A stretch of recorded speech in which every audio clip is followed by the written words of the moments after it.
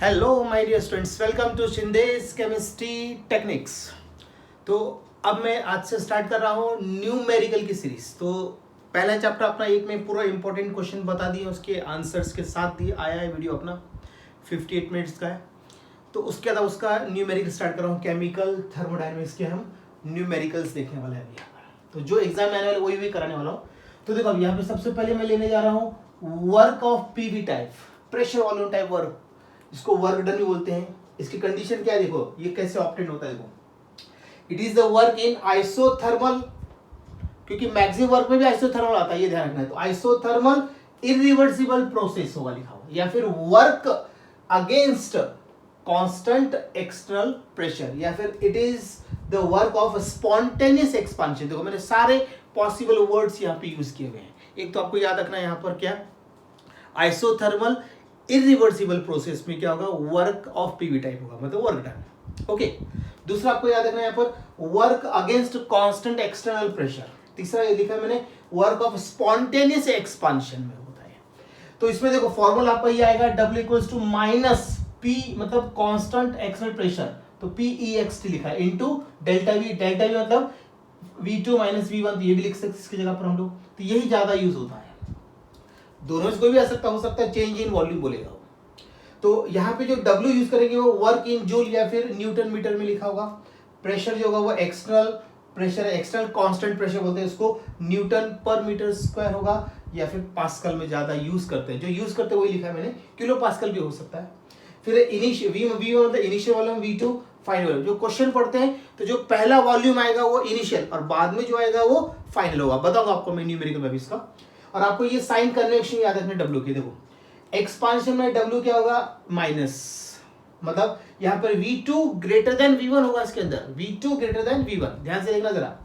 तो work done negative का होगा, work done by the system on the surrounding. तो उसमें क्या होता है, आपकी एनर्जी डिक्रीज होती है वर्क, इसलिए इसको नेगेटिव बोल रहे हैं। Work done by the system on the surrounding, तो क्या होगा, एनर्जी डिक्रीज होगी, इसलिए W यहाँ पर नेगेटिव होगा। और यहाँ पे कॉम्प्रेशन में क्या होगा, यहाँ पर W पॉजिटिव, क्योंकि work done on the system by the surrounding होता है यहाँ पर। तो यहाँ पर V2 लेस देन V1, ये जरा ध्यान रखना। यहाँ पे V1 ग्रेटर देन V2 रहेगा, यहाँ पे V2 ग्रेटर देन V1 रहेगा। इसी से मालूम चल जाए कि एक्सपांशन की कॉम्प्रेशन है। तो W नेगेटिव का होगा, W पॉजिटिव होगा, ये सब ध्यान रखना है न्यूमेरिकल में। और थोड़ा सा यूनिट थोड़ा याद रख लीजिए, 1 joule equals to 1 pascal metre cube, और 1 पास्कल इक्वल्स होता है 1 kg पर मीटर पर सेकेंड स्क्वायर, और 1 बार इक्वल्स होता है 10⁵ पास्कल, और 1 dm³ बार इक्वल्स होता है 100 जूल। ये आपको यूनिट थोड़ी सी याद रखनी पड़ेगी जो आपको लगने वाली है, ठीक है। बाकी आपको वो आप लोग पढ़ ही लेते हैं, कन्वर्जन्स में पढ़ ही लेते हैं आप लोग यूनिट्स में। तो इतना देख लीजिए, अभी कोई कंफ्यूजन नहीं, देख लीजिए, इतना आपको अच्छा होना चाहिए, सब ठीक है। तो एक्सपांशन में W नेगेटिव होगा और कॉम्प्रेशन W प्लस होगा, क्योंकि न्यूमेरिकल में वहां पे वैल्यू प्लस माइनस में लिखनी पड़ेगी आपको, तो वो जरा यूनिट्स का ध्यान रखना। ये जब इतना परफेक्ट हो जाता है तो न्यूमेरिकल करने में आसानी हो जाती है। देख लीजिए आपका ये आसान हो गया। आपको कोई भी इतना आपको एक्सप्लेन किसी ने नहीं किया होगा जितना मैंने आपको हर चीज बताई इसके अंदर, इतना नहीं हुआ कहीं पर भी। ओके, चलिए इसको नोट कर लीजिए। ओके, अब हम देखते हैं इस पे न्यूमेरिकल। ओके, न्यूमेरिकल देख लीजिए, मैं क्वेश्चन लिखा हूं यहाँ पर, देख लीजिए। 3 मोल्स दे रखा है, 3 moles of an ideal gas. Ideal gas कितना लिया हमने, 3 moles, are expanded isothermally from 15 dm³ to 20 dm³। अब यहाँ पर सिर्फ आइसोथर्मल लिखा है, तो कई बच्चों को कंफ्यूज हो जाता है, ये मैक्सिमम वर्क तो नहीं है। तो उसके लिए आपको समझना पड़ेगा, यहाँ पर यहाँ पे लिखा है, देखो कांस्टेंट एक्सटर्नल प्रेशर, ये दिखा 1 बार, कैलकुलेट अमाउंट ऑफ वर्क बोला, तो यहाँ पर अभी ये 3 मोल, तो इनको यहाँ पे कंफ्यूजन में डाल के रखा हुआ, आइसोथर्मली। आइसोथर्मली इरिवर्सिबल लिखा होता तो पीवी टाइप वर्क होता, लेकिन यहाँ पे इनको पीवी टाइप वर्क ही करना है, लेकिन यहाँ कंफ्यूज कर दिया कर रहा है आपको। एक्सपांडेड आइसोथर्मली फ्रॉम, आइसोथर्मली नहीं तो कंफ्यूज हो रहा है, इसलिए यहाँ पे लिख देता आइसोथर्मली। यहाँ पे एक काम करता हूँ, ऐसा लिख देता हूँ, आइसोथर्मली इरिवर्सिबली, ऐसा लिखा होना चाहिए, ठीक है ना, ऐसा हुआ लिखा होना चाहिए, रिवर्सिबली फ्रॉम, यहां पे लिख देता हूं फ्रॉम। आपको दिख रहा है ये, यस। कोई कंफ्यूजन नहीं दिख रहा है? तो देखो अभी 3 moles of an ideal gas are expanded isothermally irreversible. अभी अपना कंफ्यूजन दूर हो गया। फ्रॉम 15 DMQ टू 20 DMQ है, कांस्टेंट एक्सटर्नल प्रेशर दे रखा है फ्रॉम कितना प्रेशर ऑफ कितना दे रखा है 1.2 बार दिया हुआ है। प्रेशर ऑफ कितना दिया है यहाँ पर, ठीक है ना, प्रेशर ऑफ 1.2 बार। आपको calculate the amount of work in DMQ बार में निकालना है और जूल, दोनों क्वेश्चन है, तो आपका कन्वर्जन बढ़िया हो जाएगा यहाँ पर। देखिए तो अभी सबसे पहले आपको क्या लिखना है, सॉल्यूशन में गिवन लिखना चाहिए। गिवन हम क्या क्या दिया है क्वेश्चन में, गिवन है उसको पढ़ के करना है। 3 मोल्स का कोई रोल नहीं है यहाँ पर, क्योंकि आइसोथर्मली और इरिवर्सिबल, तो ये पीवी टाइप वर्क हो रहा है। तो अब देखो यहाँ पर ये पहला जो वॉल्यूम दिया रहेगा वही V1 रहेगा, दूसरा जो दिया रहेगा V2। तो मैंने लिख दिया V1 15 DMQ और V2 20 DMQ। Okay, at constant external pressure वो लिख दिया मैंने, कांस्टेंट एक्सटर्नल प्रेशर कितना लिख दिया है 1.2 बार लिख दिया है। और आपको कैलकुलेट करने क्या बोल रहा है, वर्क। ठीक है, तो ये आपको वर्क, तो पहले हम क्या करते हैं DMQ बार में कैलकुलेट कर रहे हैं वर्क को। तो फॉर्मूला आपको फिर यहाँ पे लिखना है, फॉर्मूला लिखना पड़ेगा आपको। क्या फॉर्मूला है, तो देखो इसमें मार्क्स रहते हैं, जब गिवन लिखते हैं ना इस पे आपको हाफ मार्क तो मिल ही जाएंगे। गिवन और ये फॉर्मूला लिख दिया आपने, फिर कैलकुलेशन पे हाफ, और जो आपको आंसर लिखते हैं आंसर प्लस यूनिट रहता है तो इस पे 1 मार्क रहता है। देखा पूरा मतलब कैलकुलेशन प्लस ये मिला के 1 मार्क ऐसा रहता है। तो यहाँ पे मान चलिए इस पे हाफ मार्क, ठीक है, आपने कैलकुलेशन प्लस ये इस पे 1 मार्क, टोटल ये 2 मार्क का क्वेश्चन आपका हो जाएगा। ये पूरी कैलकुलेशन 1, तो हाफ 1 मिला के आपका हो जाएगा कितना, देख लीजिए 2 मार्क आपको मिल जाएंगे ऐसे। तो अब देखो आगे देखो फॉर्मूला, देखो एक्सटर्नल प्रेशर लिख दिया हमने 1.2 बार, V2 20 DMQ, V1 15 DMQ। तो 20 माइनस 15 5 DMQ आ गया। ये तो इजी है, कोई ज्यादा हार्ड नहीं। फिर इसको मल्टीप्लाई किया 5 2 कितना होता है 10, तो 1 तो 5 हो जाए 5 6, मतलब -6 DMQ बार आ गया आपका, बराबर है DMQ बार। देखो पूरी यूनिट ऐसा लिखना है आपको एग्जाम में। तो एक हो गया। अब देखो 1 DMQ बार इक्वल्स होता है 100 जूल, तो उसको 100 से मल्टीप्लाई कर दो तो 600 जूल हो गया। दोनों आंसर हो गए, देख लीजिए। ओके, मतलब यहाँ पे ऐसा हो सकता है कि इधर हाफ, क्योंकि उसने 2 दिया ना, एक DMQ बार में बोल रहा है और दूसरा क्या बोला उसने इस पे बोला है जूल में, तो यहाँ पे हाफ मिला के आपको हो जाता है 2 मार्क का क्वेश्चन। ऐसा आपको आएगा ये, मैं मार्किंग स्कीम साथ बता रहा हूँ कैसे आपको आने वाला। देख लीजिए, कोई कंफ्यूजन है तो क्वेश्चन को अच्छी तरह से पहले पढ़ लेना है, गिवन लिख लेना है, फिर बाद में फॉर्मूला लिखना है, फॉर्मूला वैल्यू सब्स्टिट्यूट करना है, फिर आराम सॉल्व करना है। इतना डिफिकल्ट नहीं है ये वाला क्वेश्चन, ठीक है, कर लीजिए इसको। ओके, अब हम लोग क्या करते हैं, एक क्वेश्चन जरा सॉल्व करके देख लेते हैं, क्योंकि मैं अगर पहले से लिखा रेंज करता टाइम बचता है आप लोगों का, अभी टाइम आप लोगों से कम है, लेकिन एक मैं करके दिखाता हूँ, फिर मैं लिख के रखूंगा पूरा, ठीक है। अब देखो सबसे पहले आपको यहाँ पे सॉल्यूशन में जरा ध्यान से देखना है। सॉल्यूशन में आपको गिवन लिखना है, सबसे पहले क्या लिखना है, गिवन। तो क्वेश्चन को पढ़ना है और गिवन निकालना है, कोई ज्यादा हार्ड नहीं है। तो आज मैं आपको वर्क डन पे पूरे न्यूमेरिकल करा के दिखा रहा हूँ आपको, ठीक है। उसके बाद फिर आप लोग कर लीजिए पूरे क्वेश्चन, आपके जो भी टेक्स्ट बुक होंगी जो भी उसमें आप सॉल्व करके आप 1-2 प्रैक्टिस, ज्यादा हार्ड नहीं, बहुत सिंपल है न्यूमेरिकल। उसके बाद फिर मैं एक एक करके ले रहा हूँ, एक फॉर्म एक वीडियो बना रहा हूँ, इससे क्या होता है आपका आसानी, बहुत आराम से एक्सप्लेन कर रहा हूँ। देख लीजिए यहाँ पर गिवन में क्या लिखेंगे, calculate the work done when 2 moles of an ideal gas expand from 5 DMQ to 15 DMQ against constant external pressure। तो अब यहाँ पर आपको क्या करना है पड़ेगा, अभी देख लीजिए क्या क्या दिख रहा है मुझे, वॉल्यूम दिख रहा है V1, पहला जो लिखा रहता है ना वो V1 होता है, दूसरा जो लिखा था वॉल्यूम वो V2। तो पहचाने का तरीका ये हो सकता है। तो V1 इक्वल्स टू क्या होगा आपका 5 DMQ, V2 कितना है यहाँ पर दिया हुआ है 15 DMQ। ओके, उसके बाद फिर अभी यहाँ पर एक्सटर्नल प्रेशर कितना दिया दिख रहा है आपको, यहाँ पे दिख रहा है 2 × 10⁻³ बार दिया हुआ है, मतलब DMQ बार में आपका आंसर आने वाला है इसका। ओके बेटा, देख लीजिए। और आपको कैलकुलेट क्या करना है, वर्क ही कैलकुलेट करना है। अभी मैं वर्क पे ले रहा हूँ।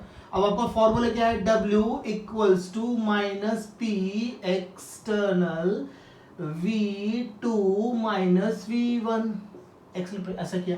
अब देखो इसकी वैल्यू कितनी दे रखी है 2 दिया हुआ है, 2 × 10⁻³ ठीक है ना, बार ये दिया हुआ है। और यहाँ पे लिखा मैंने ब्रैकेट में V2 कितना है 15 DMQ - 5 DMQ। ओके, अब हमने क्या किया यहाँ पर 2 इंटू 10 माइनस लिखना पड़ेगा, -2 into 10 raise to power -3 bar into 15 - 5 10 DMQ।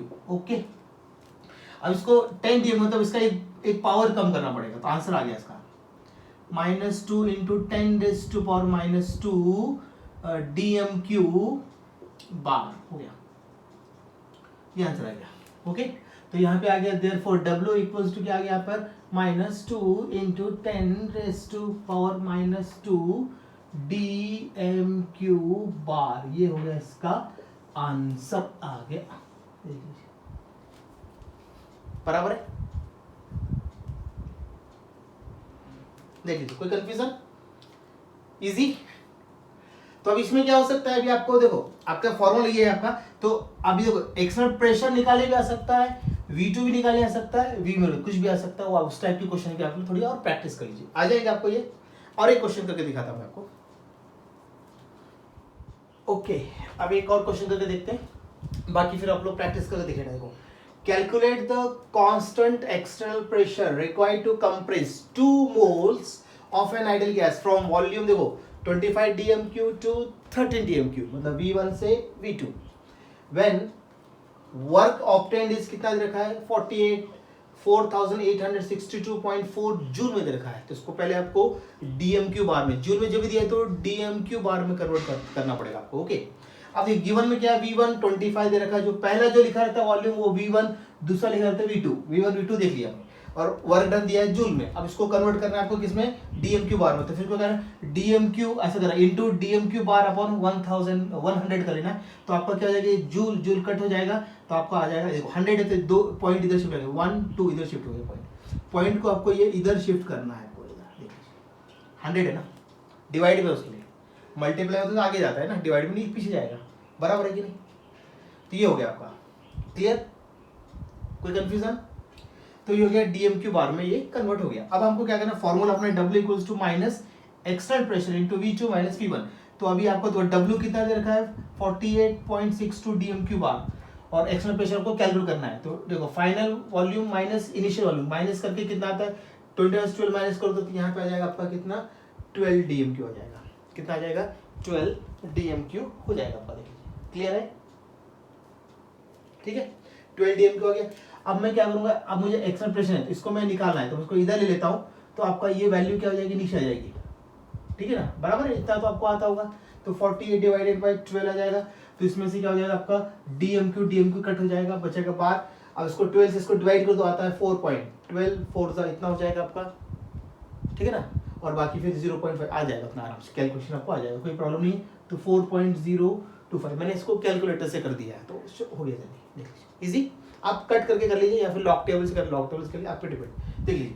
तो ऐसा आपको क्या करना है, देखो मैंने आपको वर्क डन निकालना बताया फॉर्मूले से, फिर प्रेशर, अभी आपको वॉल्यूम निकाल के देखना है, बस वॉल्यूम के क्वेश्चन आप कर सकते हैं आराम से, वॉल्यूम के क्वेश्चन आप लोग कर लेना, या तो V1 निकाले आएगा या तो V2 निकाले आएगा। अच्छा, इसके पहले क्वेश्चन में अपना साइन का गड़बड़ हो गया, वहां पे क्या था V1 ग्रेटर देन V2 है तो कंप्रेस, वहां प्लस में आंसर आना चाहिए। इसके पहला जो क्वेश्चन था ना, ये थर्ड सेकंड क्वेश्चन जरा करेक्शन कर लेना, मेरा अभी याद आया मेरे को, कॉम्प्रेशन, यहाँ पे देख लीजिए ना, V1 ग्रेटर देन V2 है ना, V1 ग्रेटर देन V2 रहेगा तो आपका कॉम्प्रेशन होता है, और V1 ग्रेटर देन V2 रहे तो क्या होता है आपका एक्सपांशन होता है।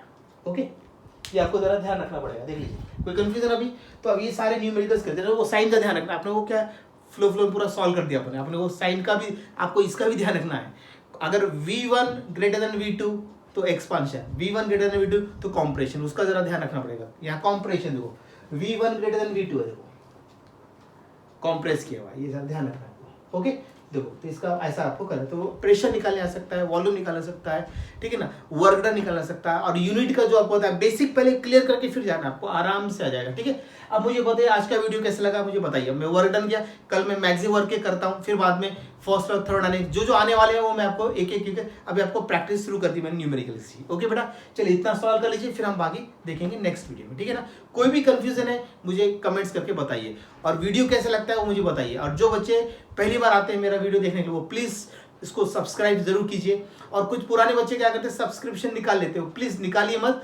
सिर्फ आपको इसका क्या नोटिफिकेशन का बटन बंद कर दो, बस सब्सक्राइब रहने दो। जो पुराने स्टूडेंट है वो क्या कर लेते हैं, बहुत से बच्चे क्या करते हैं, पुराने ओल्ड जो बच्चे वो सब्सक्रिप्शन निकाल लेते हैं। निकालिए मत, आप सिर्फ नोटिफिकेशन बंद कर दीजिए।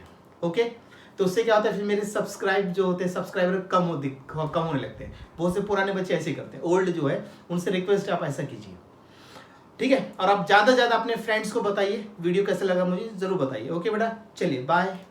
कोई भी कन्फ्यूजन है मुझे बताइए। ओके बेटा।